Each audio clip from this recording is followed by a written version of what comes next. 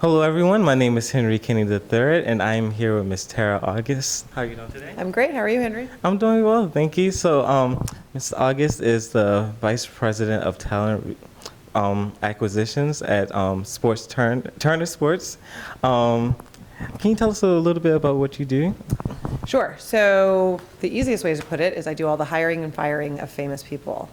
The longer explanation is I oversee on-air talent and special projects for Turner Sports, which is TNT, TBS, True TV, NBA TV, all of the sports programming on those networks. So I hire and manage all of the on-camera talent. So analysts, reporters, hosts, some people that you may know, Charles Barkley, Shaquille O'Neal, Ernie Johnson, Pedro Martinez, everyone who's under the sports umbrella for Turner. That's really exciting stuff. So, do you ever feel like intimidated or like dealing with such high profile people or like get starstruck sometimes, or is it kind of like worn off? That's a great question. So, I work in talent, so I interact with very famous people every day. But I always say there's, everyone has their one or two people who they're starstruck by, right? So even though I'm very fortunate to work with Charles and Kevin Garnett and these very famous athletes who I love to death and I admire, what they've done in sports, it's people that I really grew up watching that really kind of take my breath away. So I'm from Sacramento and I grew up as an Oakland A's fan. So when I hired Dennis Eckersley, I had to pause because I was thinking, I watched him every night, watched him pitch for the A's. The same thing, there's years ago, we were trying to get Matt Kemp to come join our show as a guest, and I was talking to his agent, and I realized that his agent was a very famous pitcher for the Oakland A's as well, who I grew up watching, so I was also kind of took my breath away. So it's those things that you wouldn't think, but those are the people that meant something to me as a kid, so to be able to interact with them now is pretty special. That is exciting.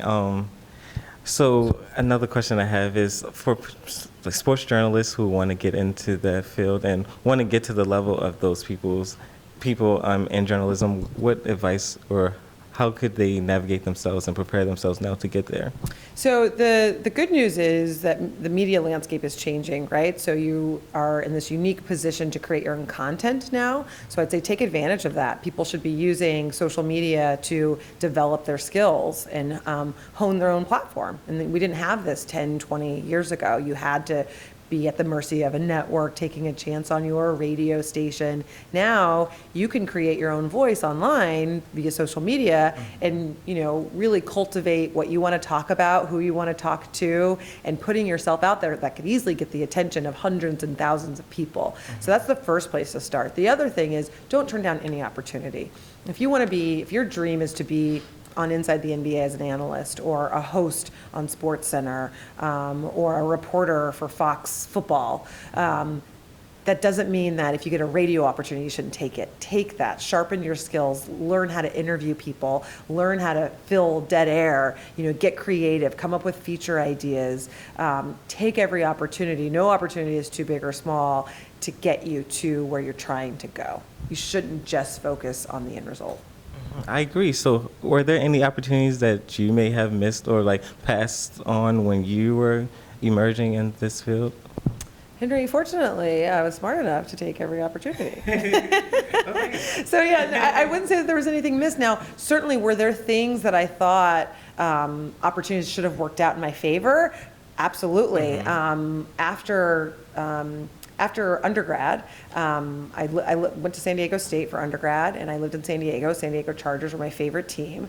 I was fortunate enough to get an interview with them in their PR department, and I thought, this is my dream job, my dream team. I didn't get the job, and I was devastated. And I thought, okay, I'm not supposed to work in sports. If I can't work for my favorite team, then forget it. And after feeling sorry for myself for a day or two, I thought, no, I still really want to work in sports, and there's got to be another job out there. And it didn't turn around overnight. I went to grad school, I focused, and I applied, and I eventually got the job at Turner, which is bigger than I could have even dreamt. So it's about kind of staying in there. If it really is your dream, you can't, if an opportunity doesn't come to fruition, that doesn't mean it's over. It means you have to keep trying.